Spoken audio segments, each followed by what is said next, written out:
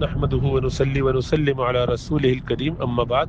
With regards to washing and purifying saliva of dog, there's a hadith of Rasulullah sallallahu alaihi wasallam whereby it is recommended that one should wash it 7 times and with earth, with soil, and 8th time with water. Now, not every hadith mentioned this in the same way. However, this is the understanding of Imam Shafi'i, Imam Ahmad, and Imam Malik. So, Ahnaf, on the other hand, have a different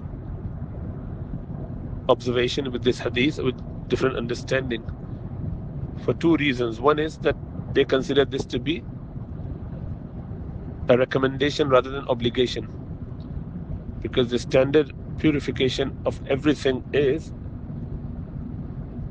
through washing 3 times, including the urine of water, of a dog. Urine of a dog. If a dog urinates, then you can wash it 3 times and it will be purified. The saliva of the dog is ghaliza as well, but it is less ghaliza, less impure than the urine of the dog. If that could be purified 3 times, how come saliva can't be? So, since it was quite common in the early days, people used to have dogs in Medina, and they used to rule and walk about in and out. Houses were not kept close as much in order to take the love and the care and the compassion people have, as we have in the Western world now, away from their heart.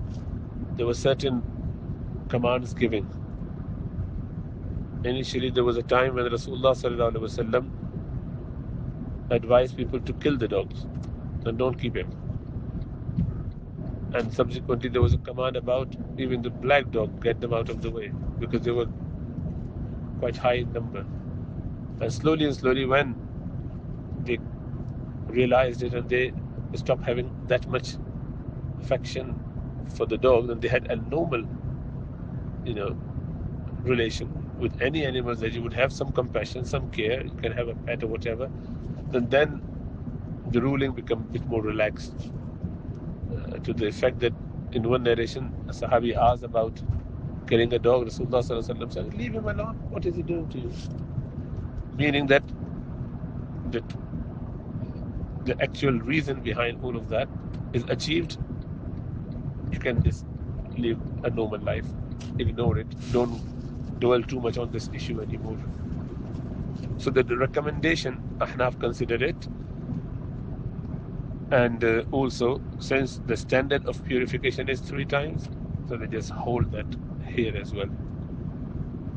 But inshallah ta'ala, if one does it with mud or the soil 3 times and 7 times, and then washing with water once, that's inshallah ta'ala is recommended. One can do it. If they follow those schools, they must do it that way.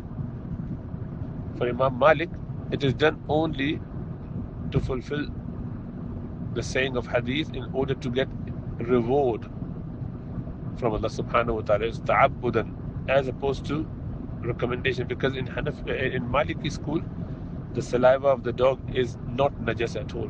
It's actually pure. So for them, you don't even need to wash it actually, but you do it in order to fulfill the recommendation. And they've got their own different ahadith to support it. For example, the hunting dog, obviously when they bite on a dog, on a prey, they definitely have their saliva mixed there. And it's not mentioned in any hadith to wash that animal 7 times with the soil and then 8th time with water before you consume it. Standard washing was enough. So keeping all of those together, Ahnaf has their own views and many other suggestions, inshallah ta'ala. In Hanafi school, it is a recommendation, but not a must. You can just do 3 cleanings and inshallah ta'ala it should be fine.